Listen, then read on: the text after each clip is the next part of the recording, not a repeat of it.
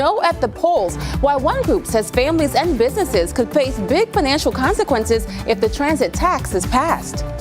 Business booming in Uptown despite poor play from the Panthers. How game days are driving up more than just good energy in Charlotte. Nearly half of older adults aren't getting enough protein. What that means for your muscles, your brain, and your daily diet. Those stories and much more live, local, and breaking news coming up at 7 a.m. on WCNC Plus. And right now, I am still following this crash in Mooresville. This is on I-77 southbound near Brawley School Road, where one general purpose lane is blocked and traffic is crawling because of it. A couple of other issues out there as well, just outside of Uptown. This one on Moorhead Street at Berkeley Avenue. Chris?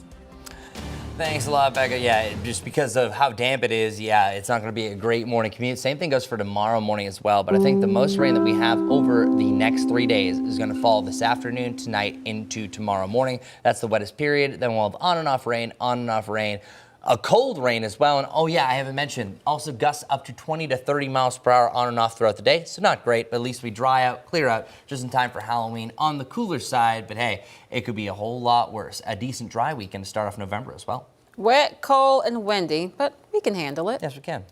But okay for trick-or-treaters. Yes. That's what matters. Most important. Worth the price. That's right. All right. We'll see you at 7 o'clock over on WCNC Plus. Join us.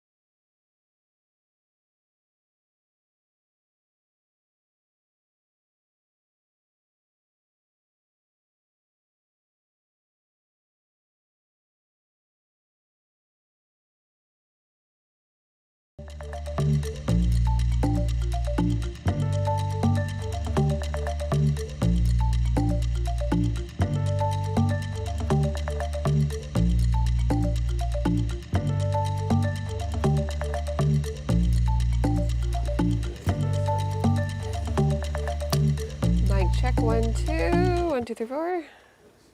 Okay.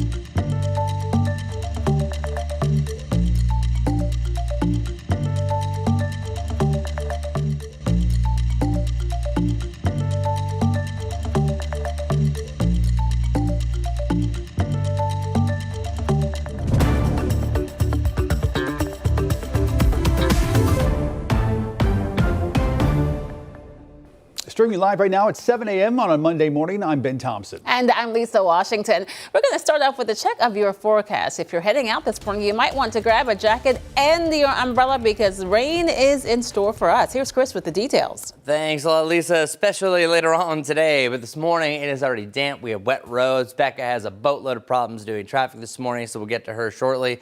But right now, we're starting to see that green creep back in. That's more rain. 51 degrees right now under overcast skies here in Charlotte. Do not expect any sunshine. Just as we ended the day yesterday, same thing goes, but this time you're adding more and more rain. And today is also a weather impact day, meaning that there's going to be a high likelihood that this rain is going to impact your hour by hour, day to day, and that's going to be the trend through the overnight as well. I think the highest chance for rain is really late afternoon, heading through the evening into tomorrow morning. That's where we're expecting the most rain, still on and off rain now up until about lunchtime. Here's a look at our rainfall chances. It's going to rain, so we're in that criteria. That's an 80 to a 100% chance for showers and no storms, luckily, for today and tonight. Tuesday, I think we start off wet, but things start to wind down, and then I think we're going to have another spike for widespread rain heading into your Wednesday night, and then we're done by Thursday. Here's the rain right now. It's knock, knock, knocking on Cleveland County's door. Same thing as we see light rain starting to spread across York and Chester County. Before you know it, this area of yellow and dark green representing that moderate rain, very steady, almost heavy rain, will be here on our doorstep in the next few hours. As far as how much rain we're going to see, and this leads up to, where's the time right there, Thursday at 7 a.m. You have 2 to 3 plus inches northwest of Charlotte, then 1 to 2 around Charlotte, and then I think less than an inch the further southeast you go. So primarily it's areas west, especially from 321 over to the Blue Ridge Parkway, that we're seeing most of the rain. You'll see that our futurecast does correlate to that, seeing on and off rain over the next few hours. That was the area of green and yellow that I was showing you. We're going to hit a few intermittent bands and breaks in the activity by the time you get into the early afternoon, but then watch. As I mentioned, it's by the late afternoon heading into the evening that rain is the most widespread, where I think once it starts raining, it's going to continue to rain, and it will be even heavy at times, especially to the west. By your Tuesday morning, it's a much wetter morning commute. Becca, as I mentioned, has already had a bunch of problems, and we don't have the rain that we're going to have later on tonight into tomorrow morning. Once you get to about the middle of the morning, things start to wind down, and then you have on and off showers, barely a trace at times for your Tuesday afternoon. As you can see here, plain and simple, likely seeing rain for the first part of the day, and then just hit or miss showers during the afternoon, but temperature's not moving too much. After that, you can see for your Tuesday, on and off showers, things becoming a little bit more widespread off towards the west again for your Wednesday, and then we see the final hurrah rolling into your Thursday. Beyond that, Thursday is kind of the transitional day. That's where we're starting to cool our lows down, but also clear out our skies. We'll see sunshine as early as Thursday morning, but for your Halloween, all is well. You have wall-to-wall sunshine, still cooler in the lower 60s, but a decent Halloween weekend. And for the start of November, November 1st and 2nd this weekend, lower to the mid-60s, a little bit below the norm, but still pretty decent. So at least we are dealing with a drier Halloween. That might be worth the price for daily rain over the next 3. Let's see how that rain is affecting your morning commute. Becca, it is busy. Tell us everything you know. Delays continue to grow in that same crash that I've been talking about probably for the last 20 minutes now. This is Mooresville I-77 southbound near Brawley School Road, where we do have 1 lane of traffic blocked off. I want to mention that this is the general purpose lanes. Definitely a morning to hop on the toll. As like I mentioned, delays continue to grow. We are now up to 4 miles of backups in the Mooresville area on 77 southbound. So if this is your normal route that you take from Mooresville to get down into Charlotte, well, the best workaround would be to take Charlotte Highway, get off 77, but you'll be able to get back on after Charlotte Highway. Big picture, starting to see more backups in the usual spots, 85 northbound over towards Gastonia, but a few other problem spots have just popped up, including this one. This could be a crash on Fairview Road at Simsbury Road, 1 lane blocked there, and then right in front of the Charlotte Douglas Airport in the intersection Wilkinson Boulevard at Josh Birmingham Parkway, delays in all directions. In addition, last one for you, westbound Pineville Matthews Road after Reverdy Lane, you can see 1 lane of traffic is blocked off. All right, 7:05 right now on WCNC Plus. Change coming to Charlotte's light rail. After the deadly stabbing of Irina Zarutska, there are many reignited concerns about who's boarding trains and whether enough is being done to keep riders safe. WCNC Charlotte's Richard Devane is live this morning at a light rail station in South End to explain more about those rides and how to keep the passengers safe. Richard. Yeah, good morning to you, Lisa. Good morning, Ben. Good Monday morning to all you folks on the Plus. Basically, city leaders say that the most important thing is security whenever someone gets on any parts of the transportation system. And when you ride, they want to make sure that you also pay. They say that's a way to keep everybody safe. Now, as we take a look at video, we've heard from city leaders who say it's very important that anybody who rides on the CATS light rail system pays. They must pay their fare. They say the policy is foundational to both fairness as well as security. The CAT system is now stepping up enforcement to ensure that riders pay their fares or face penalties. The officials say the crackdown comes as part of that broader safety initiative following the high-profile stabbing murder of Irina Zuruska aboard the light blue line. The city says the suspect, Carlos Brown, did not pay his fare, and CATS has already expanded patrols with bike units and all-terrain vehicles, increased camera coverage, and launched dedicated fare inspection teams, all this as part of the effort. Transit riders are urged to have validated proof of payment at all times while using the system. They say if you're caught without proper fare, you could be fined $50 and possible face further action. We spoke to somebody who actually was on that light rail the day that Zoruska was killed. Take a listen to what he says about this. I was on that same car. It happened at New Bern Station. They stopped it at East West Boulevard. It happened so quick. I looked down, I looked up, and anybody can't just get on. You know, it's like I guess it's done help because I use the light rail to commute back and forth because it's a little faster commute. You know what I'm saying? So. I can say I guess it slows down things temporarily, but they got to stay consistent with it.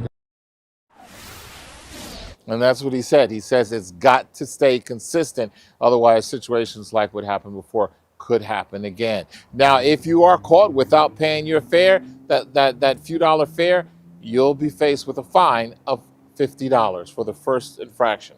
We're right here along the light rail station in South End. Richard Devane, we'll send it back to you. Richard, thanks. We are following some breaking news updates right now. The first being a house fire in South Charlotte. Charlotte Fire confirming it happened on Standing Stone Court just off Park Road. One person was taken to the hospital. No word on their condition. Firefighters now investigating what caused that fire. In North Charlotte, a shooting sent one person to the hospital. Medic confirmed it happened last night around 6:30 on Rosa Parks Place off Beatty's Ford Road. No word on any suspects or what could have led up to that shooting. Now to some new developments on last Thursday's deadly crime spree in West Charlotte. The second person who was shot has died. CMPD identifying that victim as Shabazz Grant. Officers say Grant and Justin Carlton were killed by Joseph Andrade on North Hoskins Road. They say Andrade also kidnapped a woman and fired at officers during a chase that ended in gunfire. He was killed by officers near Freedom Drive. Coming up, the government shutdown enters day 27. We'll tell you why millions of Americans who rely on SNAP benefits are at risk. And tonight at 9:30, we're going to have a special streaming right here on WCNC Plus, breaking down Charlotte FC's playoff series. We'll hear from MLS legends, analysts, and Charlotte stars about this historic match against New York right here on WCNC Plus.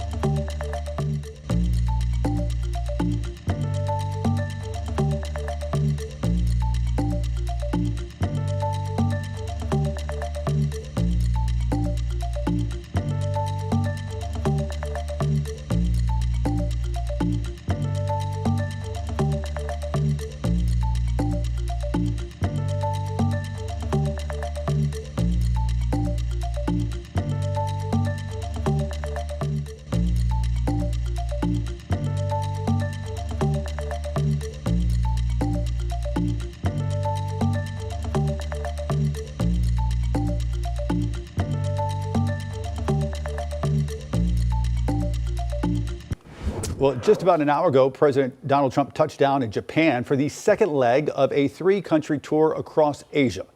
The trip will wrap up with a highly anticipated meeting with China's president. NBC's Alice Barr explains how tensions are heating up between the world's two biggest economies. President Trump arriving in Japan this morning for the second leg of his Asia tour. The trip set to culminate in a meeting Thursday in South Korea with Chinese President Xi Jinping amid an apparent breakthrough in high-stakes trade talks. I think we're going to have a good deal with China, and they want to make a deal. Treasury Secretary Scott Bessent on NBC's Meet the Press announcing a framework for a trade deal to avoid President Trump's threatened 100% tariff increase on Chinese imports to the U.S. I believe we've reached a very substantial framework that will avoid that and allow us to discuss many other things with the Chinese. Inking a deal would help to wind down the trade war between the world's two biggest economies, while at the same time tensions ratcheting up with one of America's closest allies. Canada has been ripping us off for a long time. One of the most difficult countries to deal with has been Canada. President Trump doubling down on slapping an additional 10% tariff on goods coming in from Canada because of an anti-tariff Government of Ontario TV ad featuring segments edited from a 1987 radio address by President Reagan. America's jobs and growth are at stake. The ad ran during the World Series over the weekend, but Ontario's premier says it will stop today. No meeting over the weekend when Canada's Prime Minister and President Trump were both in Malaysia for a trade summit, leaving a mixed picture on trade as American businesses and consumers wait for the impact on prices at home. While keeping Canada at arm's length for now, President Trump left the door open to potentially meeting with North Korean dictator Kim Jong-un. As the Treasury Secretary said, the president will likely visit China's President Xi in Beijing next year, and President Trump said he would host Xi at the White House or Mar-a-Lago in the future. In Washington, Alice Barr, NBC News. Live pictures right now from the U.S. Capitol on this Monday morning as the government shutdown enters day 27.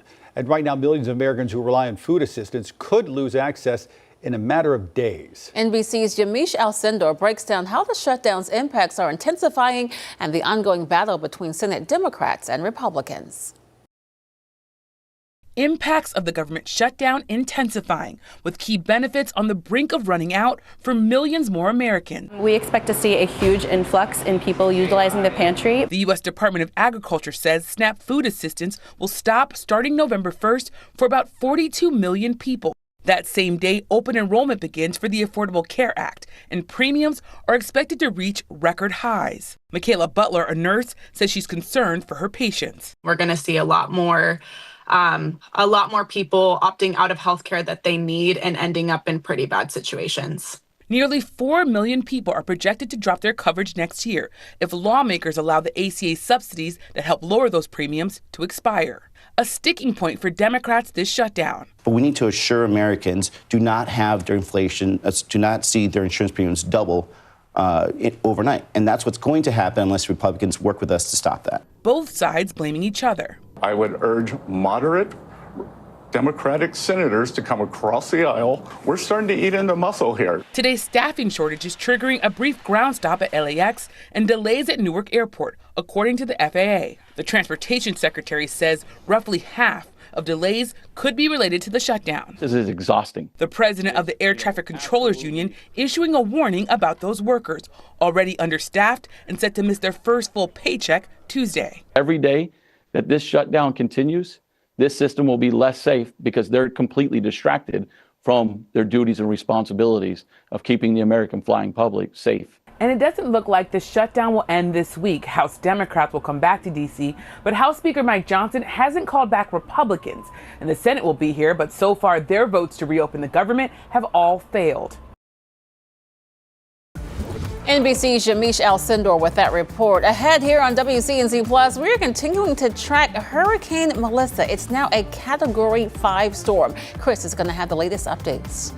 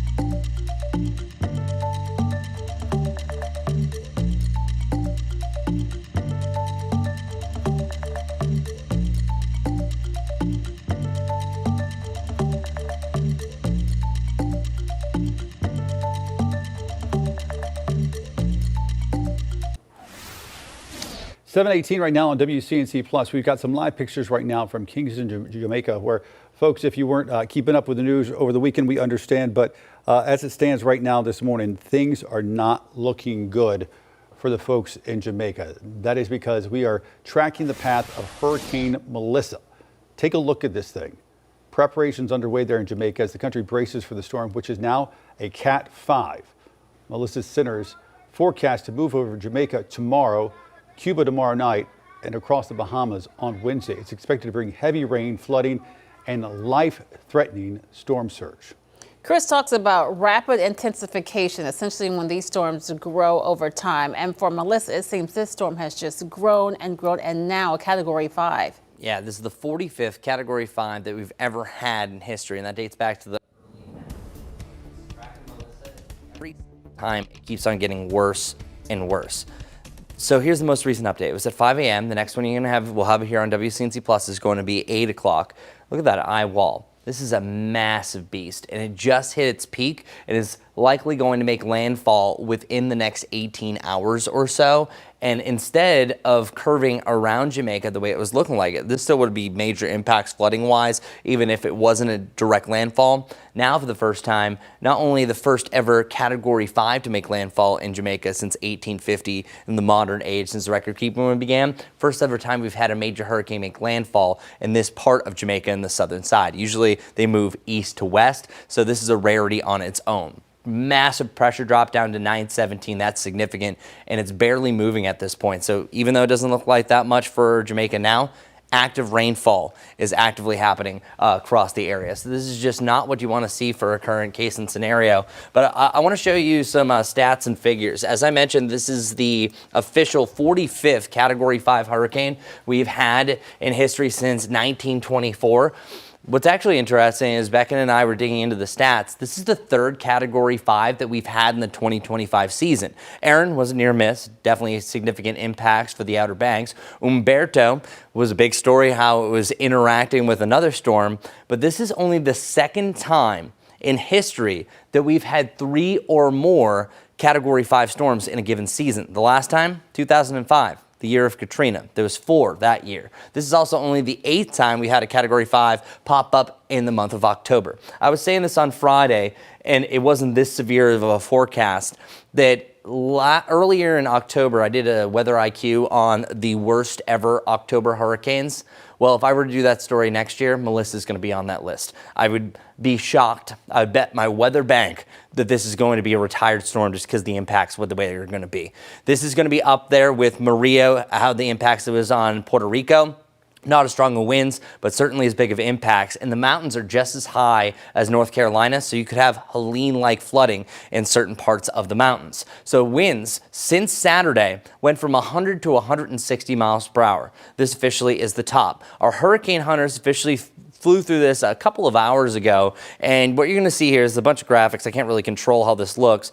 You have 166 to 173 mile per hour winds. Those are mainly wind gusts, but that was as much as 183 mile per hour gusts, bringing this up to 195 for the maximum gust winds that can come from this. And I keep focusing in on Jamaica because that's going to be the first landfall, but still major hurricane winds are going to make landfall on the eastern side of Cuba. You also have tropical storm warnings and a lot of flooding that can happen here on the western side of Hispaniola and around Haiti. And then hurricane watch is now in effect for the Bahamas.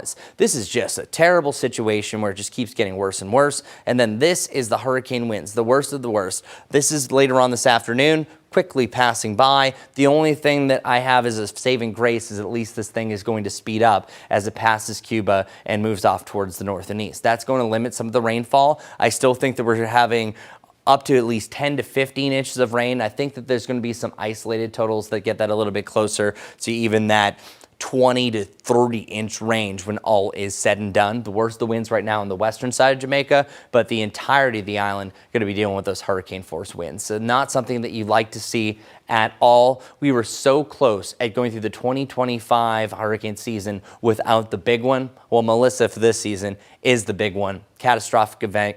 We'll continue to keep you updated at this point. Prayers for Jamaica, Cuba, and surrounding areas. Let's get right over to our morning commute. It's a damp and wet start to the day, causing some problems. All right, Chris, I'm still following that active crash that we had in Mooresville. This is 77 southbound near Brawley School Road. That crash has completely cleared, so traffic now fully open. Previously was blocking one of those general purpose lanes, but we are still seeing some backups and delays because of this additional crash. In addition, we also have this one. This is right in front of the Charlotte Douglas Airport, Wilkinson Boulevard at Josh Birmingham Parkway. It is in the middle of the intersection, so delays in all directions. In addition, this one westbound Pineville Matthews Road after Reverdy Lane is currently blocking one lane of traffic. Lots of issues out there, guys. Allow yourself plenty of extra time as you head out the door this morning.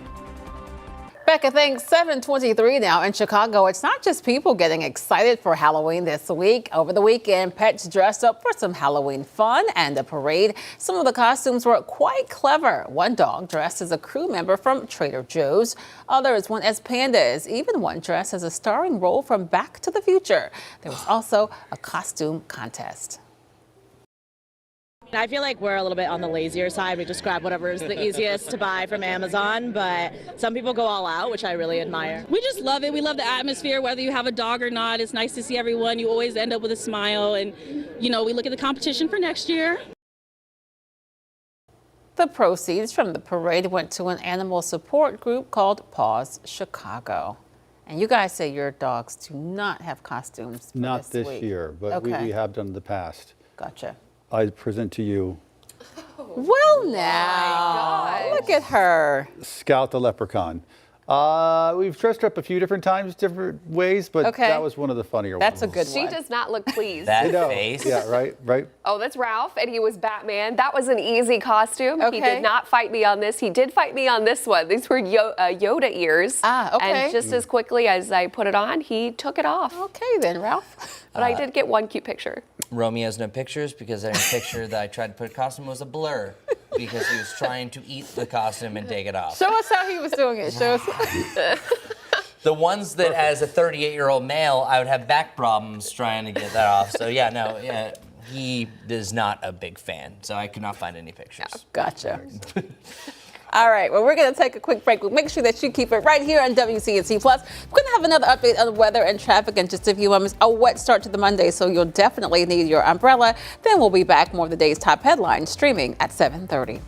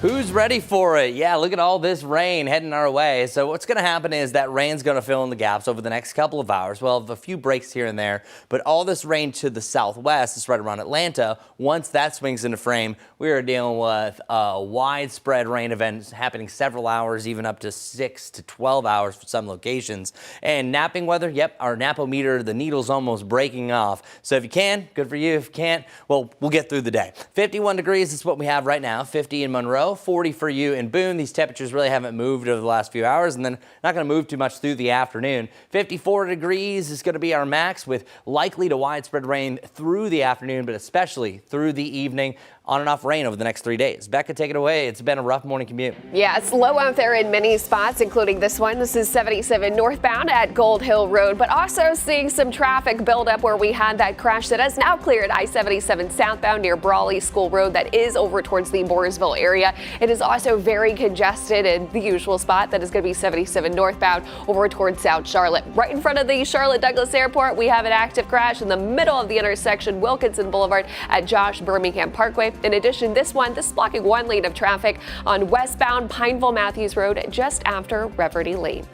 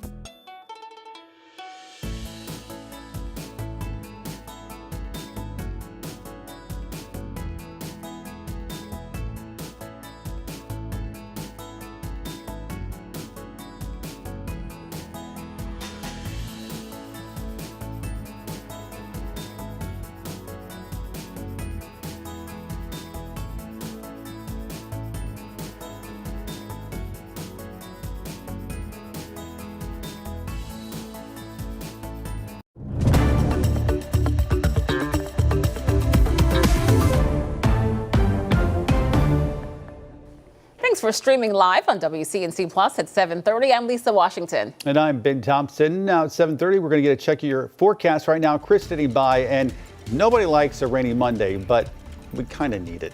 We do need the rain. Now, the placement could have been a little bit better. Say if you wanted a lazy Sunday. We were close. It got cloudy at the end of the day, but this is a pure sign it's going to rain. Sometimes like there's a chance. No, we have a 100% chance it will rain. It already has rained for many of you, and especially by the late afternoon, evening, and the overnight. Widespread rain. It's tough to avoid this type of activity. Now, there will be breaks here and there. I'm not talking about build an ark type of weather over the next 3 days, even though it is likely that we have rain each and every day, and it will rain today. But watch, you start to hit some more breaks. We kind of have that going on right now by the end of the morning into the early afternoon. But then I think it's especially mid to late afternoon. Rain takes over, will be heavy at times, continues through the evening into tomorrow morning. This morning hasn't been great for Becca, and you'll hear more from her here in a sec. She's filling in for Majestic today.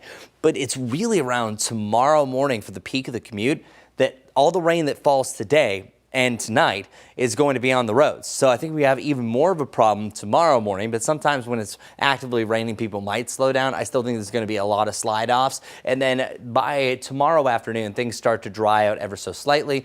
So as I've been mentioning, yeah, the napometer is off the charts. If you have nothing to do today, good for you. It is perfect napping weather. If you have a lot to do, we can do this. Not a marvelous Monday, but we're going to make it. We'll call it a Make It Monday. 51 degrees right around Charlotte, 50 for you in Monroe, and then 40s further northwest you go. By the way, this area right here, talking about the mountains, foothills northwest of Charlotte, that's where we're dancing most of the rain over the next few days.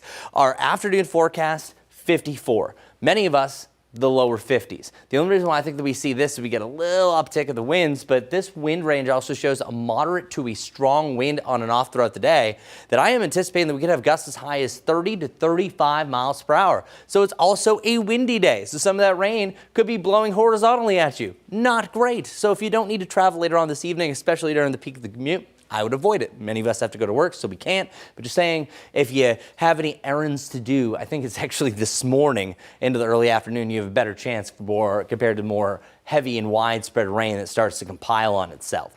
Rain overnight tonight, I think especially this evening, tonight, and tomorrow is the wettest period that we have over the next 3 days. Even though rain is likely tomorrow and again on Wednesday, it's that sweet spot again this evening through the overnight that most of that rain is going to fall. The next 3 days, this is what we have. 54, 50, 55. So the lower to the mid 50s is the top. That means most of the days are either going to be in the upper 40s or the lower 50s. Putting that in perspective, that is actually almost a little bit closer to where our lows should be compared to where our highs should be. So moving forward through your Tuesday, we start to break stuff up just as we have right now. Right now, if you walk outside, you've been outside, it's damp, but you're not having a lot of active rain. Some of you might be having it right now, but a majority of us just dealing with some on and off showers. I think that's pretty much your Tuesday afternoon.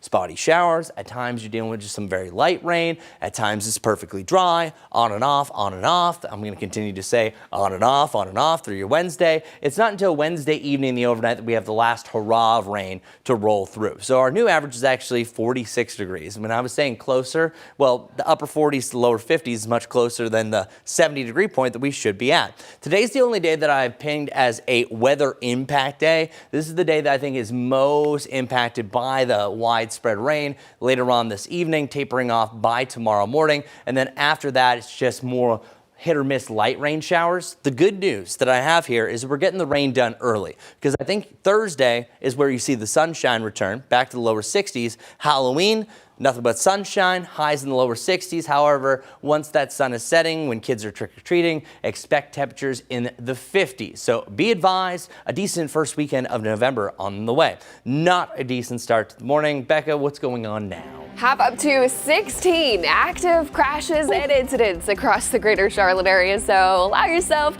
plenty of extra time as you head out the door this morning. Damp roads out there, and it is slow moving in the usual spot, I-77 northbound over towards Nations Ford Road. Got a couple of other issues out there, including this one. This is over towards the Dilworth neighborhood. One lane blocked due to this crash on Moorhead Street at Berkeley Avenue. And in addition, in South Charlotte on Kendall Road at Providence Road, also have a lane blocked due to a crash there.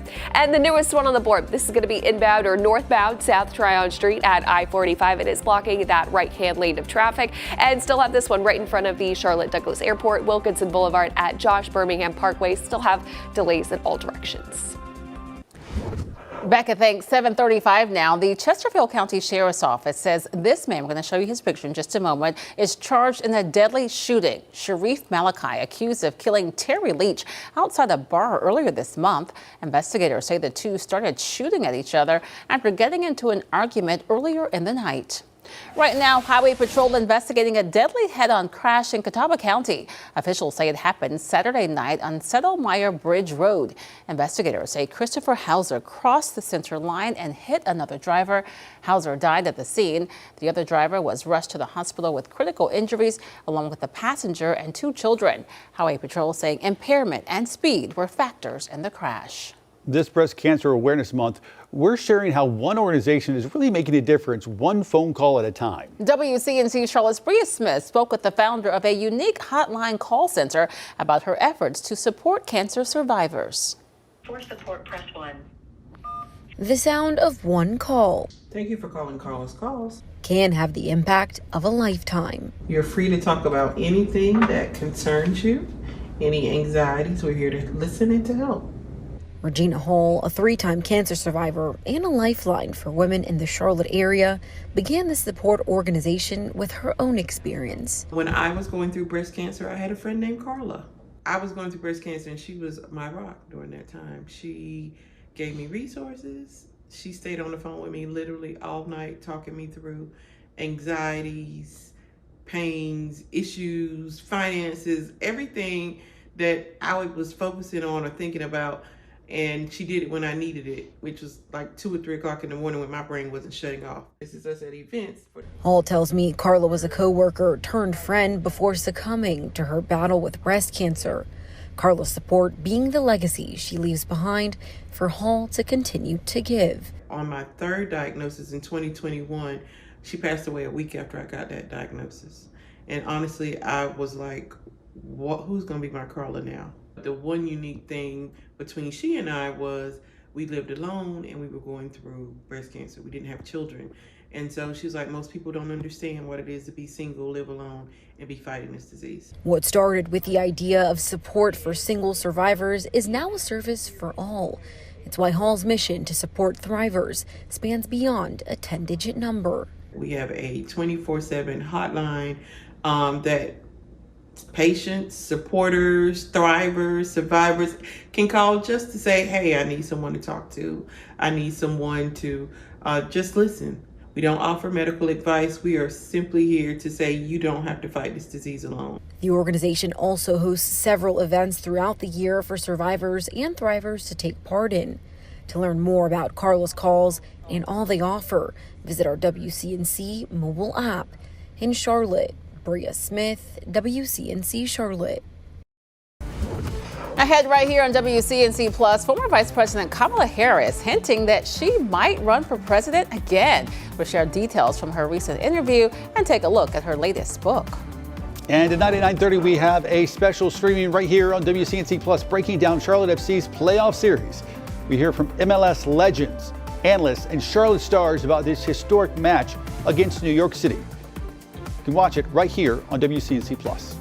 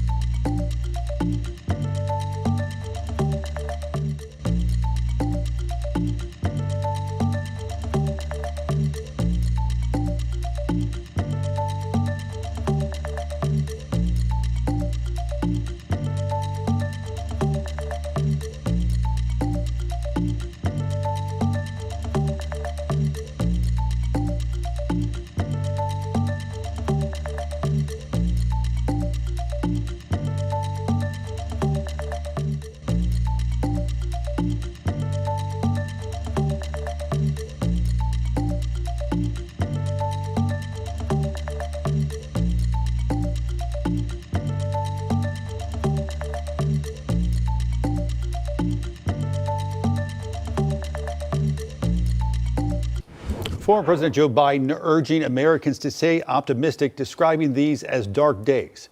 Yesterday, the former president spoke publicly for the first time since completing a round of radiation therapy for an aggressive form of prostate cancer. He addressed the audience in Boston after receiving the Lifetime Achievement Award from the Edward Kennedy Institute. In that speech, Biden criticized President Donald Trump, saying he's attacking free speech and testing the limits of executive power. Folks, we can't kid ourselves. We are in one of those moments right now. In my over 50 years in elected public life, this is the worst I've seen it. If Ted were here today, he'd still be fighting like hell, but his optimism would be surely tested. Because truth be told, our very democracy is at stake, in my view. We all agree that our politics is broken, that political violence, never acceptable, is out of hand, that America should be a place not of extremism and fury, but of decency and grace, that our institutions are what makes us the envy of the world, and our democracy is worth fighting like hell for. Some other honorees included former U.S. Labor Secretary and Boston Mayor Marty Walsh and retired U.S. Navy Admiral and former Chief of Naval Operations Lisa Franchetti. This morning, former Vice President Kamala Harris is keeping the door open to running for president again. She says she believes the U.S. could elect a woman leader in her young grandniece's lifetimes. NBC's Yamiche Alcindor has details on Harris's recent interview and her latest book. In a new interview, former Vice President Kamala Harris still keeping the door open to running for president again, telling the BBC she believes the U.S. would elect a woman leader in her young grandniece's lifetimes. Could it be you? Possibly.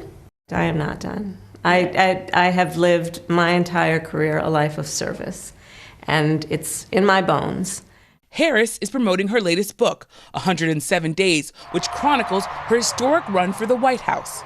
Earlier this year, she made headlines when she decided not to run for governor of California, leading many to question whether she was preparing for another presidential bid in 2028, something she hasn't ruled out in several interviews. Harris also telling the BBC she believes some business leaders and institutions have given in too easily to President Trump's demands. There are many that have capitulated since day one who are bending the knee at the foot of a tyrant. Longtime Trump ally Stephen Bannon claiming there is a plan for President Trump to run for a third term in 2028. Trump is going to be president in 28, and people just ought to get accommodated with that. We'll lay out what the plan is, but there's a plan. President Trump has also repeatedly said he may run in 2028, despite the fact that such a move would violate the U.S. Constitution, which limits presidents to 2 terms. Yamiche Alcindor, NBC News, the White House. Here locally, we have temperatures only reaching lower to the mid-50s, on and off rain becoming widespread later on today, heading into tomorrow. This has nothing to do with what's happening in the Caribbean, but we're going to talk about Melissa, why she's historic, and the catastrophic impact she could have in Jamaica, Cuba, and around Hispaniola. That and more coming up.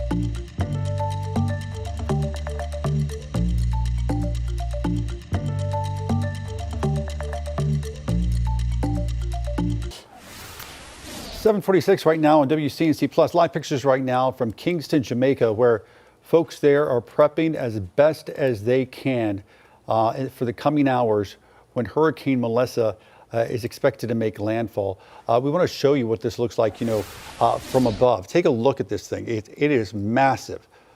Preparations underway there in Jamaica, doing as much as they can at this point. That storm now a Category 5. Melissa's center forecast to move over Jamaica tomorrow, Cuba tomorrow night, and then across the Bahamas Wednesday. It's expected to bring heavy rain, flooding, and life-threatening storm surge. And Chris, just looking at the radar, I mean, the storm seems larger than the entire island. Oh, it is. And just to show how massive the eye wall is, around that is winds anywhere from about 130 to 160 miles per hour sustained. And we're expecting all of that to be at one portion about right here. So that means you're going to have significant impacts along the coastal areas.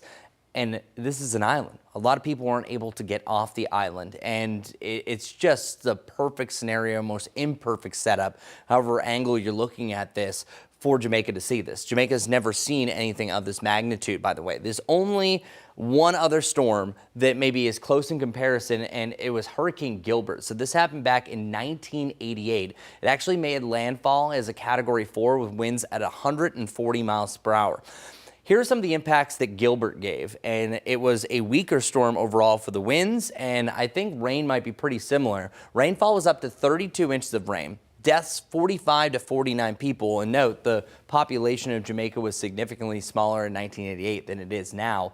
But the fact is that over 100,000 people lost their homes, completely destroyed. 800,000 lost shelter. And the worst part about that, 90% of all the hospitals were not operational just because of the power being knocked out, and 80% of all the homes on Jamaica lost their roofs.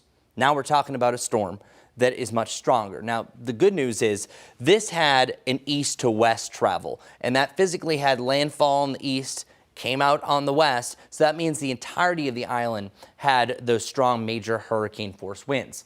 Most of the island's going to have hurricane force winds, just not up to the Category 5 strength. And that's another thing to mention. Jamaica has never had a Category 5 make landfall in its history. Speaking of, this officially is the 45th Category 5 that we've had on record since 1924, and only the 8th time in history that we've actually had it form in October. Only one other time it's happened in November. This is also the third time in history that second time in history that we've had 3 Category 5 pop up in one given season. We had Aaron early in the season, Umberto, and then of course this one, and Melissa is going to stand out from all the rest. I truly was hoping that we were going to escape this. We weren't going to have to deal with another horrific storm like what we saw Helene and Milton, and nope, Melissa popped up, almost a buzzer beater at the end of the season. All right, so let's get right to the tropical track. This just kept on getting worse and worse, but what we're looking at for the near term, for one, this is a slow mover. Even with a Category 5 strength off the shoreline, we still are getting impacts right now of tropical storm force winds and a lot of rain in Jamaica. By tomorrow morning at 2 a.m., we're expecting to be just off the shoreline, and it looks like landfall is going to be sometime in the morning heading into the afternoon. So actively likely on WCNC Plus, we're going to be talking about landfalling Melissa and Jamaica. This is on the western side of the island, and it looks like landfall is going to be around what's called St. Elizabeth Parish. This is actually less populated, say the areas east around Kingston. But still, you're talking about hundreds of thousands of people that still live in this section, but it is less popular than the eastern side of Jamaica. But still, it's going to be coming over the northern part, like around Ocho Rios. So yeah, this is still not a good situation. Starting to weaken to a Category 4 once it works its way towards Cuba, likely making landfall there is either a weaker Category 4 or a strong Category 3, and then it pushes its way further off towards the Neats. At this point, it's starting to kick into high gear, still a Category 2 as it moves past parts of the Bahamas and just past the Turks and Caicos, and then still could even be a Category 1 as it moves right over Bermuda. So it's not just Jamaica. There's several other areas from Cuba down through the Bahamas, several other islands, and even Bermuda that are going to be impacted by Hurricane Melissa. This is an absolutely terrifying storm. It has every box checked as far as storm surge, flooding rains, dangerous winds, and how much area that it's covering to be one of the worst storms that we've had in hurricane history, October history, and certainly history of the Caribbean. And that's saying something. Coming up in the next half hour, I'll have our whole local forecast. But in the meantime, let's get over to Becca Birdsall on a wet morning commute. All right, taking you live outside over towards the Mecklenburg-Gaston County line. This is I-85 at Sam Wilson Road. Looking a little bit packed on those northbound lanes. But right now, no accidents or crashes to report on I-85 currently. 77 just a little bit slow, basically from York inbound into Mecklenburg County all the way about to Uptown area. Got a couple of new issues out there, including this crash on Hoskins Road at Brookshire Boulevard, blocking one lane of traffic. You see that stretch of orange. It's indicating some slowdowns there. In addition, still have this one. This is that lane block due to a crash on Fairview Road at Simsbury Road. And then this crash that is blocking that right lane of traffic, that is on northbound South Tryon Street at I-485. Back at things approaching 7:53, a Michigan teen is back at it this Halloween with a haunted house that not only brings the frights, it also makes a difference in the lives of local kids. Brett Cass introduces us to Jackson Amick, the teen helping kids with cancer. A nightmare for some kids is a dream for 13-year-old Jackson Amick. So up here is where the fun starts. Jackson says he's been collecting all things Halloween since age 3, and for the last few years has put on this display in his Royal Oak front yard. Would you say it's your favorite holiday? Is it up there? It's up there, yeah. He has been a Halloween fanatic and had a huge passion for it since he was 3. Jackson's dad, Tom, says the whole display takes them about a month to set up and was first put up in 2019. And this year, for the third time, it's also a fundraiser for an important cause. We thought a couple years ago we would combine his passion for Halloween with helping kids with cancer. 5 years ago, Jackson was diagnosed with leukemia and underwent chemo treatment at Corwell Royal Oak. He's been cancer-free since 2022, but has used this haunted display to raise money to buy special chemo shirts for kids at both Corwell and DMC Children's Hospital in Detroit. A chemo shirt pretty much unzips from here, and you can pull the flap down, and that way you don't have to disrobe for them to access your port to get chemo treatment. We first covered Jackson's haunted house in 2023, where word spread fast, helping Jackson raise over $4,000, delivering dozens of shirts himself. We had people from Livonia, Brighton, St. Clair Shores who came out to either travel through the haunt, buy shirts, or simply make a donation. So it was a wonderful result. Wait, what's that noise? Go check it out. Run! This year, it's the same mission, but with new additions, like this custom-made creature designed by Jackson and his friends and made just for him as part of his wish from Make-A-Wish. This is yours only, right? Yeah, this is, nobody else has this. As screams turn to smiles, J.A. Haunts continues its mission once again. Both his passion can turn into something rewarding for kids who are going through exactly what he went through. Don't go anywhere. Coming up, we'll show you some of the local haunted houses you can drive to right here in the Carolinas that will give you a good Halloween scare. And live pictures right now over Uptown on your Monday morning. Going to be a rainy one out there, folks, so just a heads up. Give yourself some extra time today as you're getting around town. Another check your forecast and your morning commute next right here on WCNC+.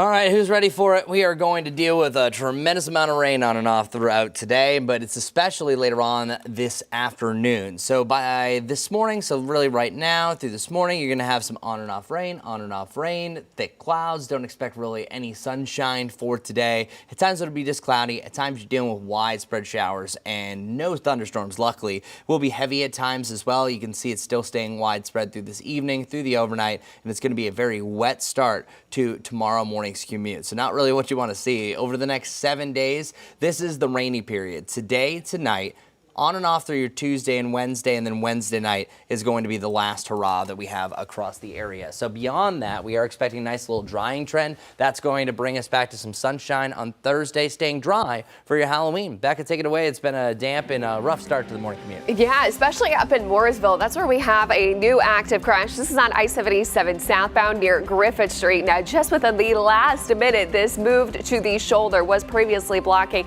a lane of traffic. So thankfully, they really cleared this pretty quickly, so you don't have to really worry about that for that morning commute. Now, still a lot of congestion out there. Allow yourself plenty of extra time as you hit the roads, as we do have about 16 active incidents across the area, including this one. This is on Kuykendall Road at Providence Road.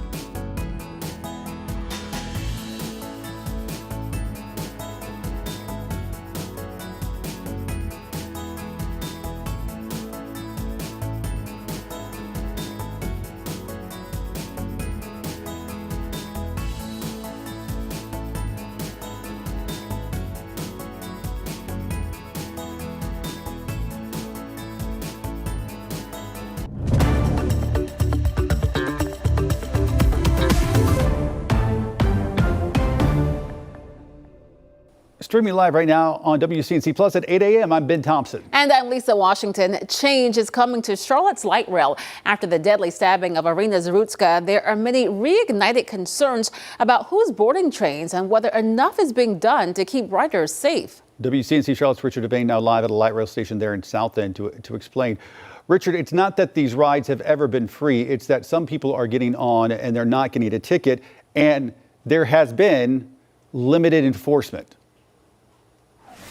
You know, Ben, absolutely correct. Now, good morning to you. Good morning, Lisa. Good Monday morning, everyone. Ben, you can remember years ago when the light rail first started. After a couple years, there were concerns about whether or not the trains or people were paying because of the fact that you could get on the train and you just was kind of the honor system. You were supposed to pay. There was some enforcement by CMPD back then, but over the years, that's not the case. Now, the city leaders say it's time to bring enforcement back to make sure that everybody pays their fair share. As we look at video, this is all part of new safety enhancements and safety measures that CATS is undertaking here. They say because it's very important that they ensure riders pay their fares or that those riders face penalties. Officials say this crackdown is all part of a broader safety initiative following the high-profile stabbing murder of Irina Zarutska aboard the light rail Blue Line. The city says the suspect, Carlos Brown, did not pay his fare.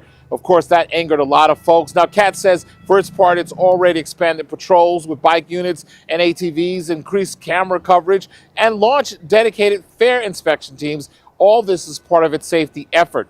They now say that transit riders are urged to have validated proof of payment at all times while using the system. That includes buses, light rails, and the such. Now, if you're caught without proper fare, you could be fined up to $50 and possibly face further action. I was on that same car. It happened at New Bern Station. They stopped it at East West Boulevard. It happened so quick. I looked down, I looked up, and anybody can't just get on. You know, it's like I guess it's done help because I use a light rail to commute back and forth because it's a little faster commute. You know what I'm saying? So I can say I guess it slows down things temporarily, but they got to stay consistent with it. Yeah. Now you heard that man who didn't give his name, but he was actually one of those passengers on that light rail train station, train, the day that and the time when that stabbing, that unfortunate stabbing of Zaruska took place. He talked about how quick it happened and everything. And he says that as long as there are these safety measures, including making sure people pay their fares, is kept in place and consistently, something other riders have said, maybe we can stop things like that from happening. That's what the hope is. We're right here at the light rail station. This is Richard Devane in the South End. Send it back to you. Because Richard, there's a number of factors at play here. We have what's called an open platform. Right. That's what they call it. Where if you've been to say New York or D.C., you have to go through a turnstile.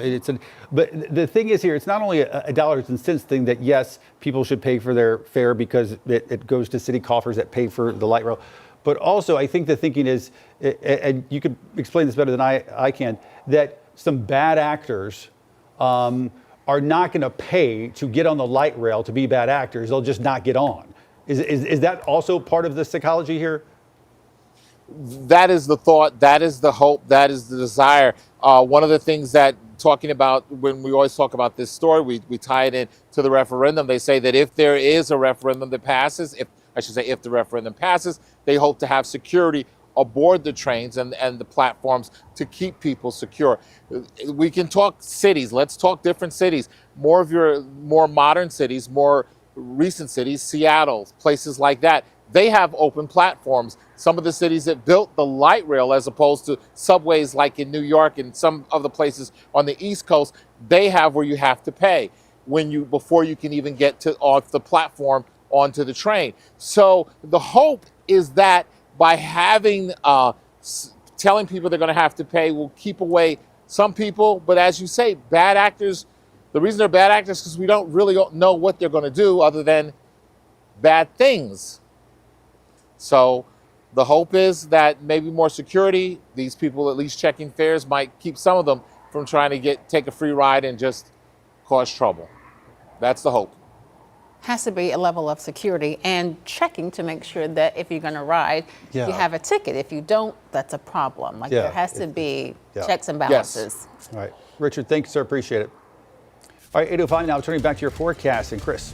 All right, here we go. This might be the best part of the day because here's the deal. We're not really anticipating any sunshine really throughout the day. Now, you are seeing a little bit of glimmer of hope here. It's still overcast over Charlotte, but we're going to start to feel rain in between the gaps. And I think when it's not raining, it still might look like it's going to rain a little bit later on today. But yeah, this is definitely the best part. So a better forecast for those going to the bus stop initially. 51 degrees right around Charlotte, 47 degrees around Hickory, and then 48 up in Statesville. By the way, this temperature map almost looks identical to where it was 3 hours ago, so it just shows that cloud cover isn't really allowing our temperatures to move all that much.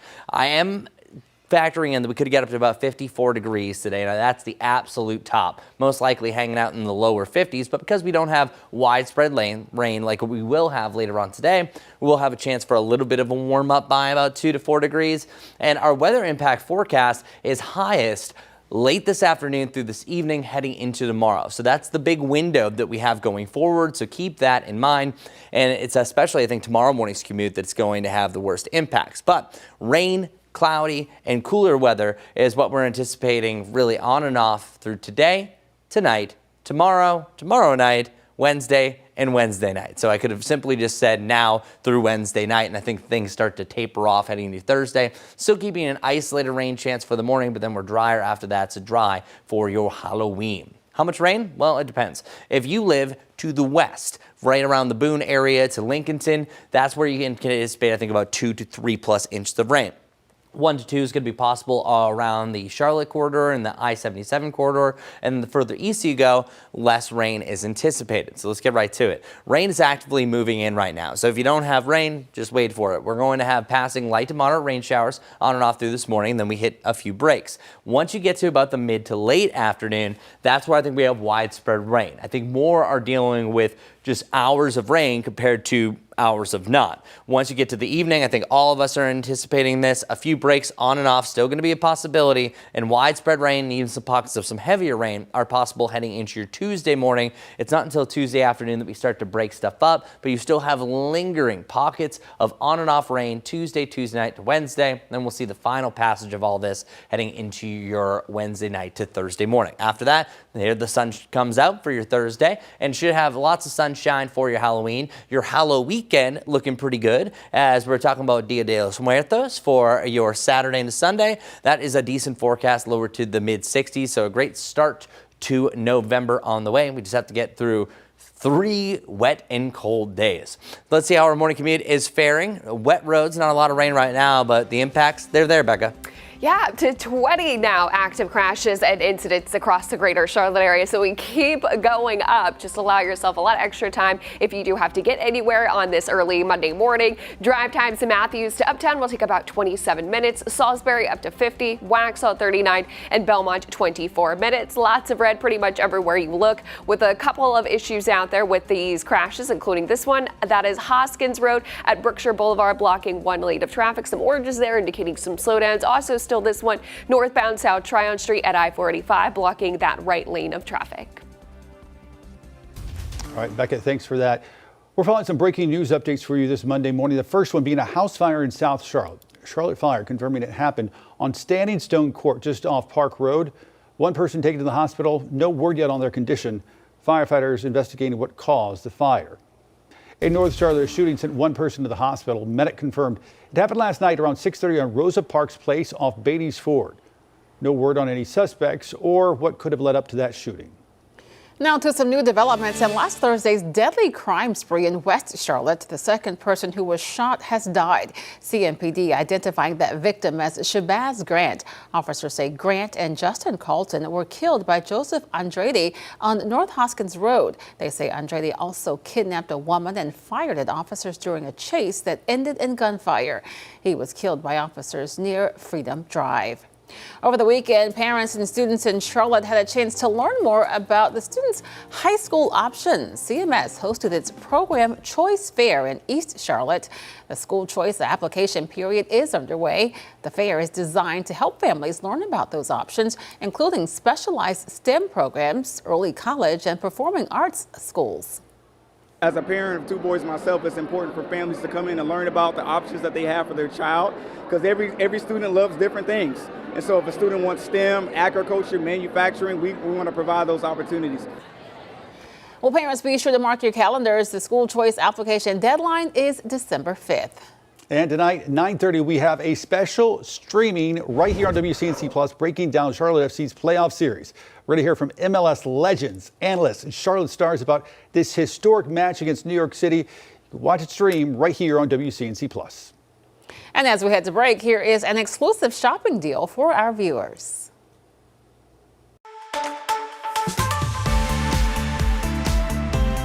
Hey, with the holidays coming up, so many of you writing to me saying, I need new luggage, but I don't want to break the bank on it because who wants to spend so much money on luggage, right? Well, I found the answer. It's this Mirage ABS 3-piece luggage set. Really cool because you get the big one, the big check luggage, then you get the medium, then you get the carry-on size too. And you can see ABS, what is it? It's basically a hard plastic, very durable. It's inexpensive, but it ain't cheap, okay? If you know what I mean. It's good stuff. It's water resistant. There's a combination lock on these too, which I really like. You can use it or not use it. And this is the other really cool thing. Let me just stand up for a minute. So it comes up like this. These roll really well. You know how a lot of these, like after a couple of uses, you're back to doing this? This works and works and works. And watch how it rolls. Ready?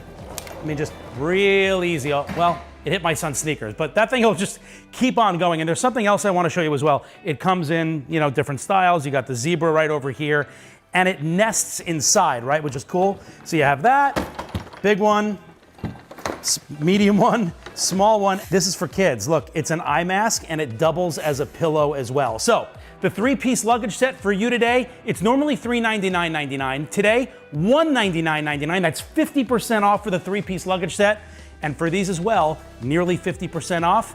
Just scan the QR code on the screen or go to shoptvdeals.com.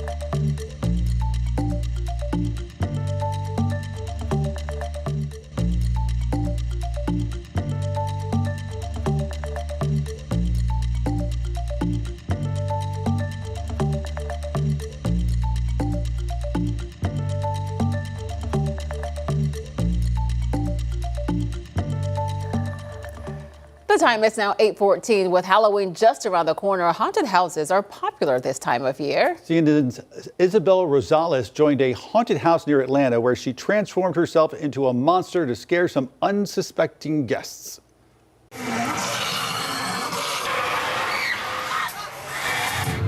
This haunted house rests on 10 sprawling acres, and every single day they can expect over 1,000 patrons to come through these stores. They also boast over 450 animatronics and special effects. Let's go inside to see just what makes it so scary.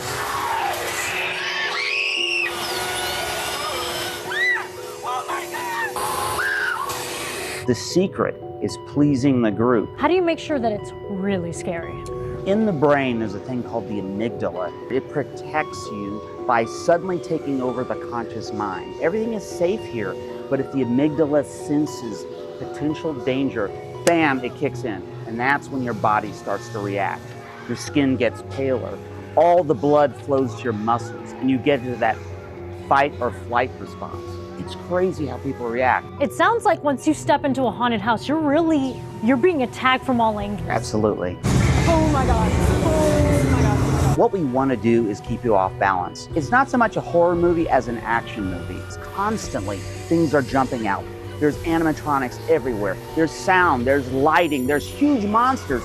All this is setting you up for the actors. It's distraction, it's just over-the-top action, and also the suspense of not knowing what's going to happen. When people are going to come here, they start getting nervous. It's like the click, click, click, click, click of a roller coaster.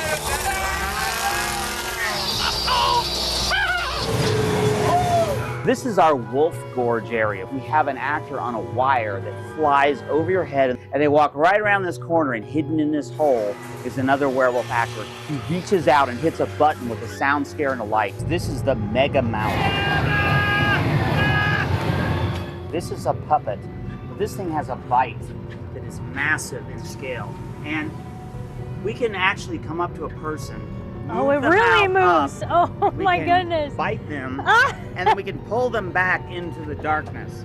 And this plays into that fear. This is a gory room. The Stitcher is going to sew people together with different creatures. It's gross. But to really understand fear, I gotta join the monsters.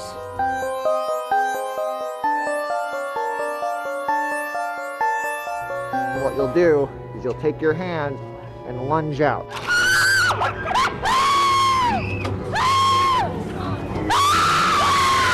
I feel like there's a talent deep inside. The problem is I can't stop laughing after I scare people. All right, so if that's your sort of thing, listen up. You can visit some of the top haunted houses and you don't have to drive far. According to the website Fright Find, Greensboro Woods of Terror is one of the top haunted attractions in the nation and the best in the state. The theme park uses nearly 200 actors to bring its unique horror zones to life. I read it's been around like 30 years. About an hour, 45 minutes from Charlotte. Also making that same list, Lake Hickory Haunts up in just north of Hickory, about an hour 15 from Charlotte. So there you go. It is Halloween week. Too scary for me. I do enjoy them. I do think they're fun, but I don't know. Maybe in my older age, I wouldn't enjoy it as much. Give me a heart attack. All right, we're back after this.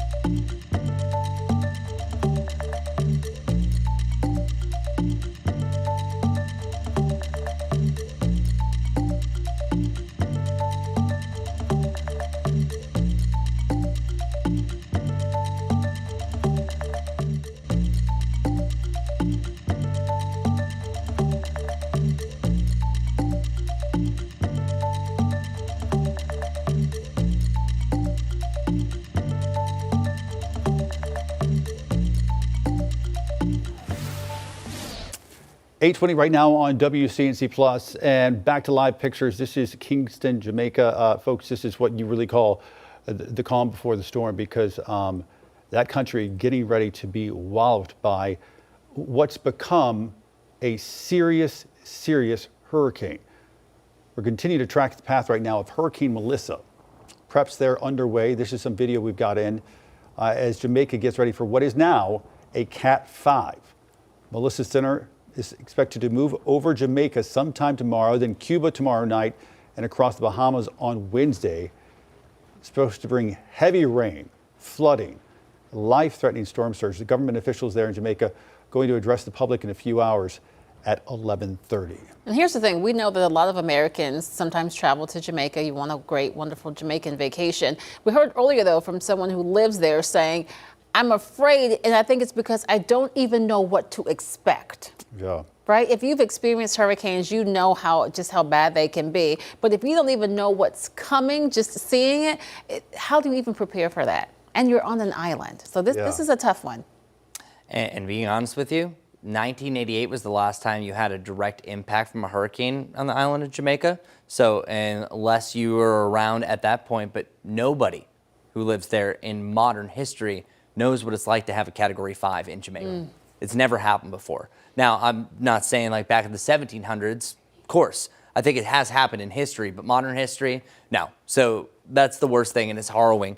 Usually have me fun, happy-go-lucky, but this is now giving me vibes of Maria. If you remember, that took out 100% of the power of Puerto Rico. It also has some reminiscence of the potential mountain flooding because some of the mountain peaks go over 7,000 feet here in Jamaica of what we saw here close to home. So you're talking about Category 5 winds and potential flooding with up to 30 inches of rain possible across Jamaica. And it's not just Jamaica. You still have a major hurricane that's going to make landfall in Cuba. You have massive flooding that's happening in Hispaniola and Haiti. This is a monster storm. I was standing up here just a few days ago on Friday at this point, and this said Tropical Storm Melissa, 45 mile per hour sustained winds. Now it's 160 mile per hour sustained winds at 195 miles per hour. Give a good example, you may know this or not. Hurricane Michael made landfall in Mexico Beach at 160 miles per hour. Images of that were completely flattened. And I'll show you the before and after images for the next half hour to really put it in perspective. So for one, the timing, you can see this quickly rolling in, keeping, I would say, even a chance to intensify a little bit further. I think 165 to 170 is the max that it gets. And then it will still hang out about Category 5 strength.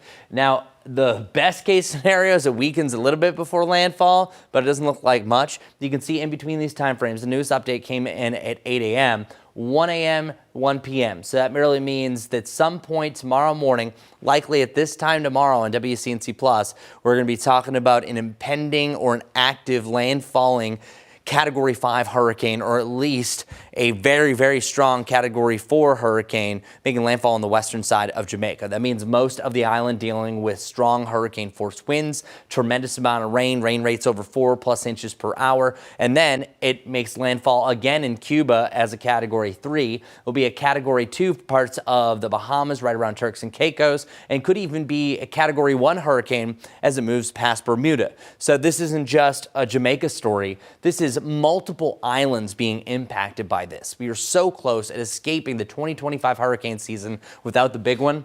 This is a big one. This is going to be one of the most catastrophic storms the Caribbean has seen in modern history. This is not me fear-mongering. This is just showing that everything's lining up, just like a Maria, and some impacts like what we had with Harvey for the flooding because it's been moving so slow. This has been the slow uptick. 70 mile per hour winds. It was still a tropical storm on Saturday morning. Now, it's more than doubled, up to 160 mile per hour winds.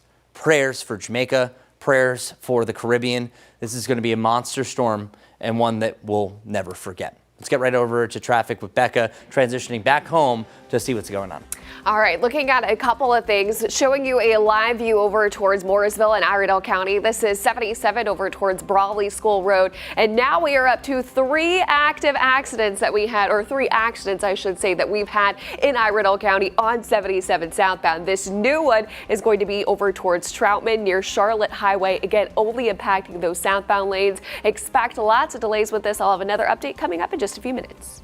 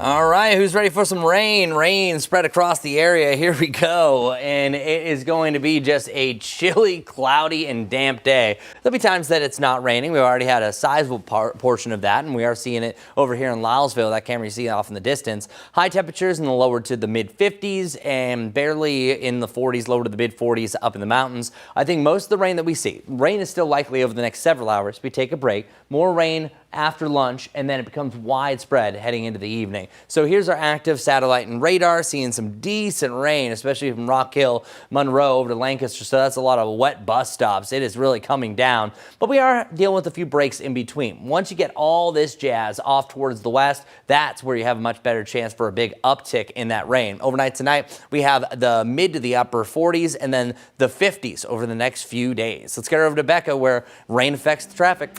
Yep, looking at some wet streets over towards York County. Live view over towards 77 at Gold Hill Road. Traffic actually starting to settle down everywhere except 77 northbound over towards South Charlotte. Now I want to take you up to Iredell County where we now have the third crash so far today. I-77 southbound now near Charlotte Highway, extending delays about 2 miles. Definitely a road that you will want to avoid. In addition, this one, Kai-Kendall Road at Providence Road, 1 lane blocked.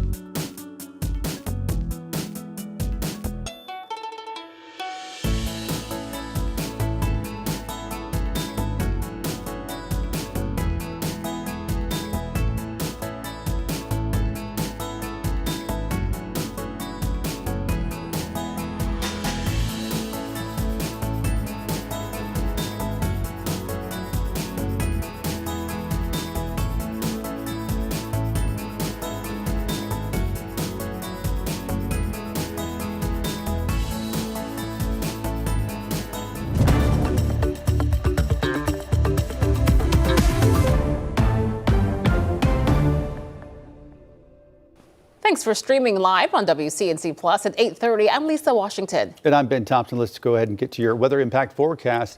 And Chris, nobody likes a rainy Monday, but we kind of need it. We definitely need it. So before yesterday, and we had 0.07 of an inch for the entirety of October. That's 25 days. That's why our drought situation kept on getting worse and worse. Yesterday, well, we doubled that. So we had another 0.07, so we're up to 0.14 of an inch. And today, we're going to double that, triple that, quadruple that, so on and so on. We're going to see more rain today and tonight than we've seen by far over the last 26 days. So this is going to be helpful. It's a good soaker. This is the type of rain that you want. Either side of 50 degrees is our current temperatures. Don't expect these to move too much. I've literally been saying it's 51 in Charlotte for several hours now, and we were 39 in Boone, back up to 40, so it mostly fluctuated by about a degree. That's what happens when you have no sunshine. The sun's already risen up, but you couldn't really tell the difference.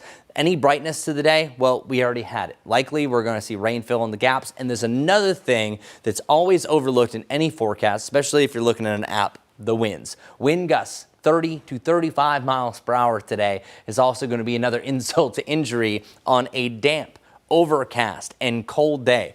When it rains, it's in the 50s. So this isn't just rain, it's a cold rain and a breezy situation. Here's the brightness that I'm talking about. It's over in Monroe. We are going to see that a little bit, but some active drops are now starting to come down.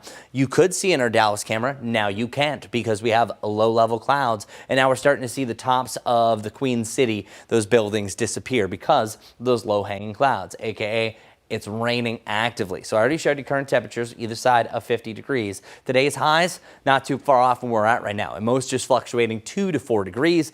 And the rain's going to be interesting. It's going to be on and off, on and off. Right now it's pressing the mode onto on. And then after that, I think it becomes really widespread by the end of the day. So just to clarify things, it's going to be wet. It's going to impact us. But the biggest impacts that we have, I think, for the week are starting late afternoon through the evening, heading into tomorrow morning's commute, where Becca and I were just talking about tomorrow morning likely being the day. Terrible Tuesday, as we also call it, that's where I think things are going to be most active. But truly, you have rain chances now through Wednesday night. It's chilly. It's wet. You have those commutes all over the place. And I just don't want the cars to be all over the place, but there's a good chance that could be tomorrow morning. It's already been pretty rough, above average for this morning. We haven't had that much rain, but today stands out from all the rest. Rain is still likely heading into tomorrow, but we see a big break. As far as how much rain we see, I think it's 2 to 3 inches northwest of Charlotte, 1 to 2 around the Charlotte area from Salisbury down through Rock Hill, and a little less, I would say up to an inch the further east that you go. So let's get right to it. Here's the active futurecast. Lines up pretty perfectly where things are at right now. By 9 o'clock, pretty much all the Charlotte areas dealing with rain, and then we have on and off. It'll be a quick downpour, and then maybe just a light trickle, quick downpour, cloudy sky. Once you get to about the middle to late part of the evening, let me move my big dome out of the way so you can see the time, that's where you start to see that rain really starting to feed in. You have winds out of the northeast, moisture blasting into the south, so that just keeps constant rain around, really starting to compile itself. By the way, because the leaves have been coming down, drains will be blocked. I would not be surprised if we have what's known as nuisance flooding or minor street flooding a little bit later on in the day if those drains are indeed blocked. So if you're walking around, do you see them? Just try to maybe move them out of the way. You can do your service to your community. Overnight tonight, rain still continues. It will be heavy at times. I'm seeing active thunderstorms. Didn't think that was a thing for this forecast, but active thunderstorms over Atlanta. Not saying that we won't have that. Most likely we will be on just the rain side of things, but there is an outside chance, especially in the western side of the Carolinas. A very damp start to your Tuesday morning before things start to wind down, and we'll see the final passage of these showers on Wednesday night to Thursday. So I only have a 20% chance for rain on Thursday because I think most of the activity is done at that point. Then we have the lower 60s with sunshine for your Halloween. Will be a dry trick-or-treating, but it will be chilly. Same lingering winds as well, so keep that in mind. If you have to make some costume adjustments, now's the time to do it. Lower to the mid-60s with a nice mix of cloud and sunshine for November 1st and 2nd, the first weekend of November coming up. All right, well, that's your forecast. Let's go over to Becca. You said things are doing better? Seeing some improving conditions for sure, especially with less traffic just overall out on the roads. You can see over towards York County. Yes, we've got some damp roads out there, but traffic moving along nicely. No issues both those north and southbound lanes. Just a little bit slow still, especially coming from York inbound into Mecklenburg County. That's exactly what you're seeing over towards South Charlotte on 77 northbound. So that's really where we have the slowdowns in addition to the inner loop of I-45 over towards Matthews. Probably the biggest issue out there is still going to be over towards Iredell County due to a crash on I-77 southbound near Charlotte Highway. That is near Troutman and blocking at least one lane of traffic. We do not have NCDOT cameras in that area, so I unfortunately do not have a live view, but I can show you the backups and stretch of delays extending now past 2 miles. Also have this crash. This is over towards East Charlotte on southbound Sharon Amity Road just before Albemarle, and you can see that is currently in the center lane there, so all lanes of traffic are currently open. Becca, thanks. 8:35 now. The Chesterfield County Sheriff's Office says this man is in custody, charged in a deadly shooting. We're going to show you his picture. Sharif Malachi, accused of killing Terry Leach outside a bar earlier this month. Investigators say the two started shooting at each other after getting into an argument earlier in the night. Right now, Highway Patrol investigating a deadly head-on crash in Catawba County. Officials say it happened Saturday night on Settlemyre Bridge Road. Investigators say Christopher Hauser crossed the center line and hit another driver. Hauser died at the scene. The other driver was rushed to the hospital with critical injuries, along with the passenger and 2 children. Highway Patrol says impairment and speed were factors in the crash. This Breast Cancer Awareness Month, we are sharing how one organization is making a difference one phone call at a time. WCNC Charlotte's Bria Smith spoke with the founder of a unique hotline call center about her efforts to support cancer survivors. For support, press 1.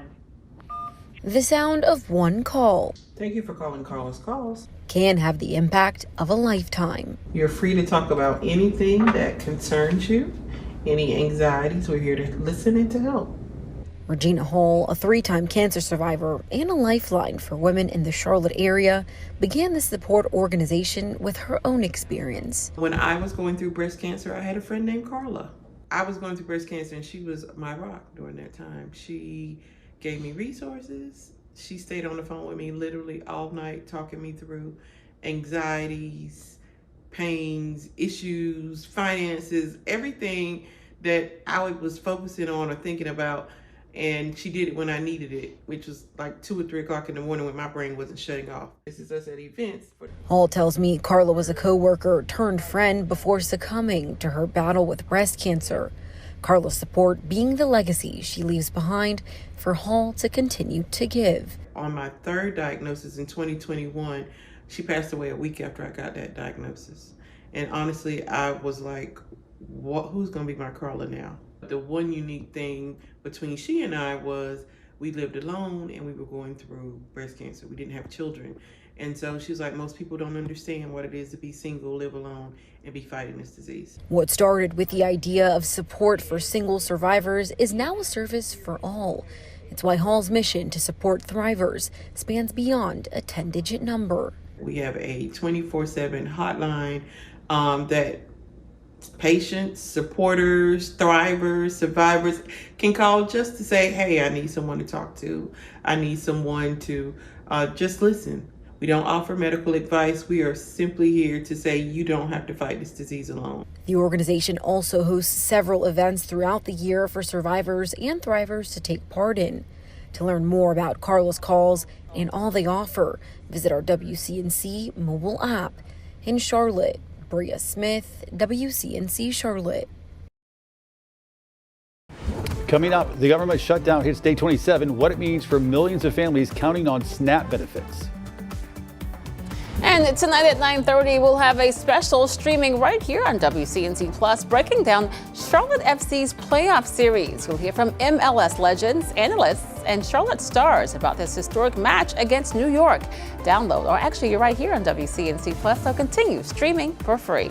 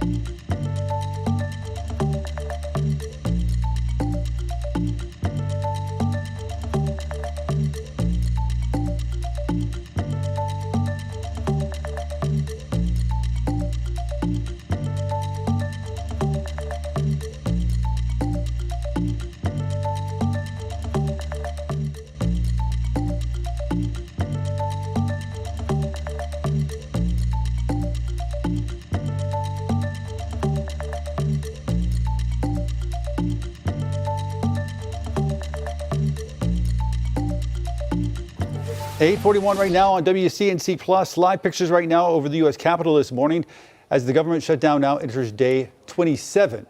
And right now, millions of Americans who rely on food assistance could lose access to it in just a matter of days. NBC's Yamiche Alcindor breaks down how the shutdown's impacts are intensifying and the ongoing battle between Senate Democrats and Republicans. Impacts of the government shutdown intensifying, with key benefits on the brink of running out for millions more Americans. We expect to see a huge influx in people utilizing the pantry. The U.S. Department of Agriculture says SNAP food assistance will stop starting November 1st for about 42 million people. That same day, open enrollment begins for the Affordable Care Act, and premiums are expected to reach record highs. Michaela Butler, a nurse, says she's concerned for her patients. We're going to see a lot more people opting out of healthcare that they need and ending up in pretty bad situations. Nearly 4 million people are projected to drop their coverage next year if lawmakers allow the ACA subsidies that help lower those premiums to expire. A sticking point for Democrats this shutdown. But we need to assure Americans do not have their inflation, do not see their insurance premiums double overnight. And that's what's going to happen unless Republicans work with us to stop that. Both sides blaming each other. I would urge moderate Democratic senators to come across the aisle. We're starting to eat into muscle here. Today's staffing shortage is triggering a brief ground stop at LAX and delays at Newark Airport, according to the FAA. The transportation secretary says roughly half of delays could be related to the shutdown. This is exhausting. The president of the Air Traffic Controllers Union issuing a warning about those workers, already understaffed and set to miss their first full paycheck Tuesday. Every day that this shutdown continues, this system will be less safe because they're completely distracted from their duties and responsibilities of keeping the American flying public safe. And it doesn't look like the shutdown will end this week. House Democrats will come back to D.C., but House Speaker Mike Johnson hasn't called back Republicans. And the Senate will be here, but so far their votes to reopen the government have all failed. Yamiche Alcindor reporting for us there. Former President Joe Biden urging Americans to stay optimistic, describing these as dark days. Yesterday, he spoke publicly for the first time since completing a round of radiation therapy for an aggressive form of prostate cancer. He addressed the audience in Boston after receiving the Lifetime Achievement Award from the Edward Kennedy Institute. In his speech, Biden criticized President Donald Trump, saying he's attacking free speech and testing the limits of executive power. Folks, we can't kid ourselves. We are in one of those moments right now. In my over 50 years in elected public life, this is the worst I've seen it.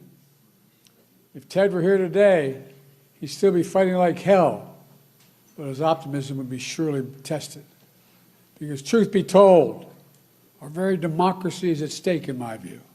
We all agree that our politics is broken, that political violence, never acceptable, is out of hand, that America should be a place not of extremism and fury, but of decency and grace, that our institutions are what makes us the envy of the world, and our democracy is worth fighting like hell for. Some other honorees included former U.S. Labor Secretary and Boston Mayor Marty Walsh and retired U.S. Navy Admiral and former Chief of Naval Operations Lisa Franchetti. And here it is, Futurecast winds. By later on this afternoon, we're looking at tropical storm gusts. But soon, within the next 24 hours, we're talking about sustained winds over 100 miles per hour making landfall here in Jamaica. We're going to go hour by hour, showing you the track and showing you why this will likely be one of, if not the worst storm Jamaica has seen in modern history.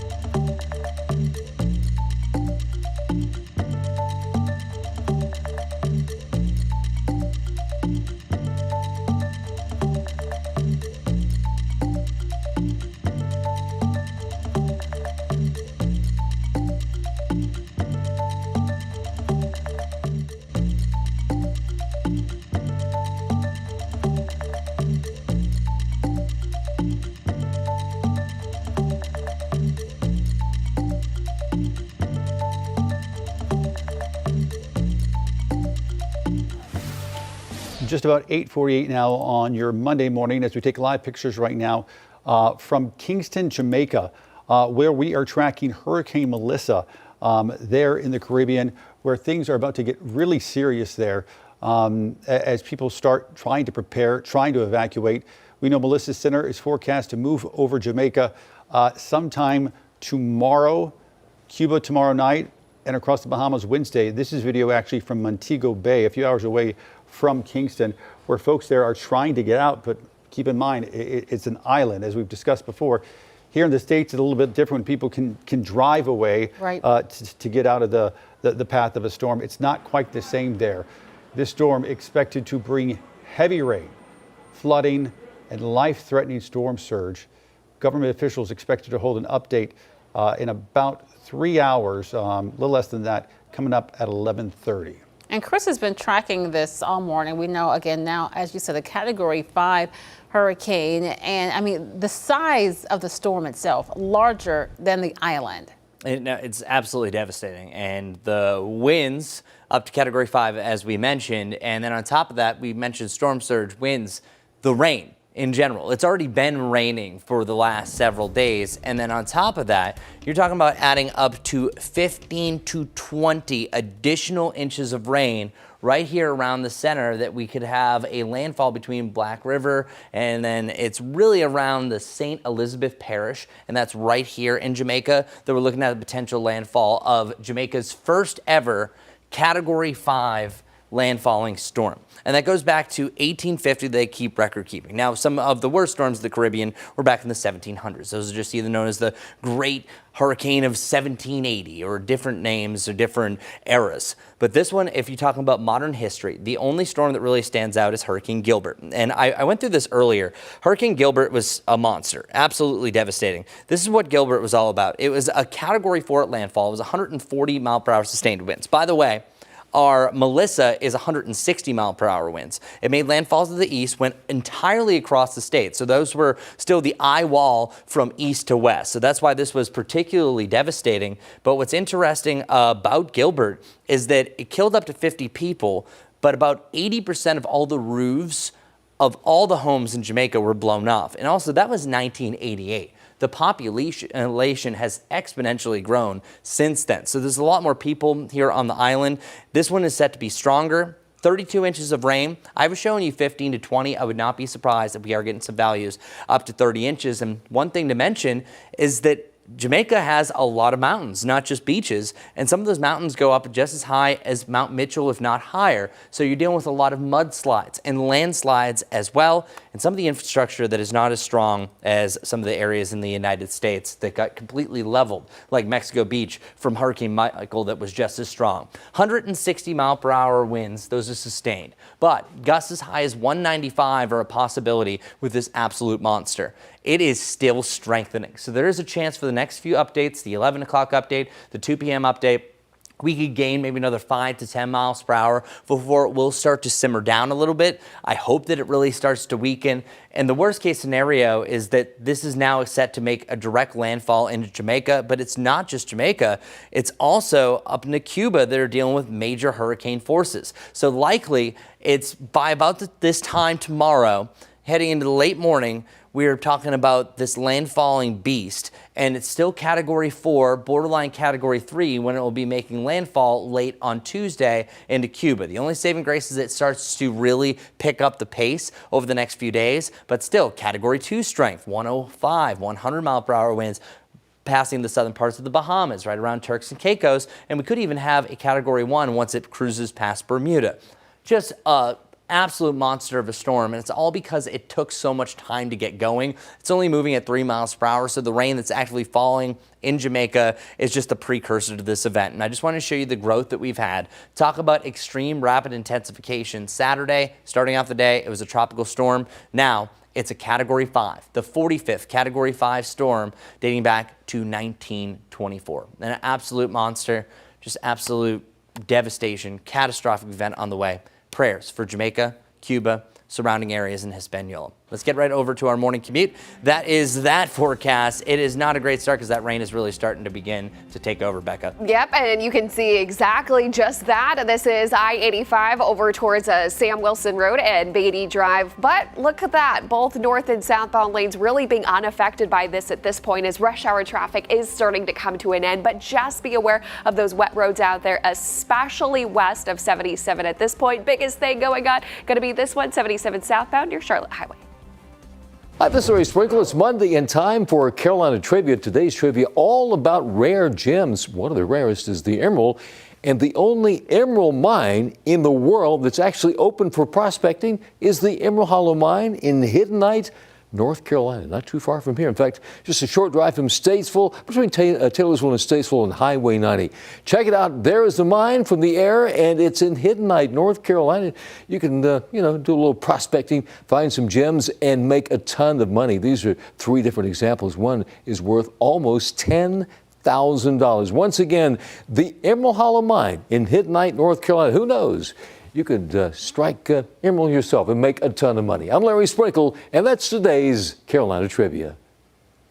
All right, Larry, thanks so much. All right, don't tell my daughter I'm doing this. But if you've been hearing the phrase 6'7" all over social media, you have no idea what it means, you're not alone. I see you looking, Ben. The 6'7" trend is taking over TikTok. It started last year when hip-hop artist Skrilla dropped a song, and one of the lyrics included the phrase 6'7". The trend blew up earlier this year when creators started pairing the song with the edits of Hornets point guard LaMelo Ball, who happens to be 6'7". You got to do your hands with you. Oh, the hands are part So of it. now the phrase is everywhere, even in a viral clip of order number 67 being called in at an In-N-Out in California, sending the crowd wild. Take a look.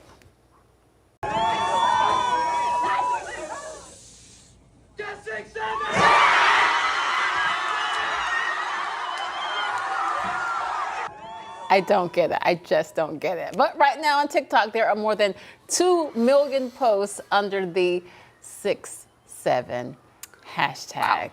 October 2025, the month I realized that I'm just not cool anymore.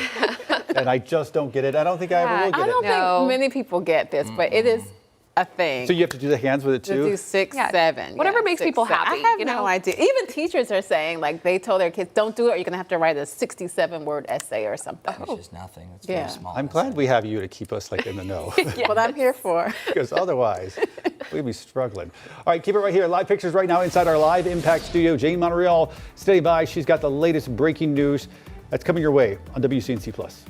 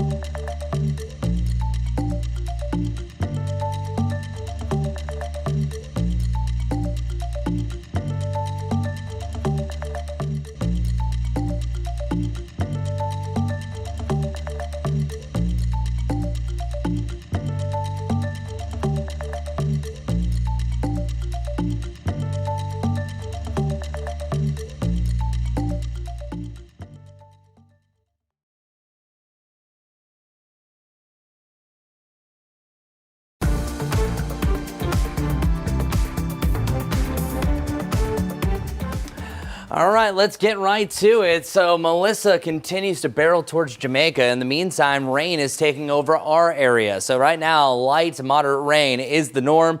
Get ready for it. We are going to hit a few breaks here and there, but I think likely rain is sticking with us most of the day. When it's not raining, it's going to look like it's going to rain again, and it will. Check it out. We have some breaks either side of noon. Still not a time that you want to spend outdoors, though, because it's just going to be a damp day overall. Today is the main day that separates itself from the rest because it has the biggest impacts and the most rain, especially later on today, heading through the evening and the overnight. That's where most of the rain is going to fall, and that's where it's going to be a most tumultuous travel. travel, so keep that in mind. 7-day forecast, keeping that rain around for the next 3 days, having its final passage, drying out for your Thursday, dry by your Friday. That can take it away. What's going on? All right, traffic starting to improve really across the greater Charlotte area. Live view, just a couple of cars over towards I-85 at Sam Wilson, but you can see those wet roads out there. So if you are headed out early on this Monday morning, just be aware you'll be battling some wet streets, especially across the greater Charlotte area, with the biggest crash still is going to be in Iredell County. This is 77 southbound near Charlotte Highway, blocking at least one lane of traffic. So a stretch of delays there.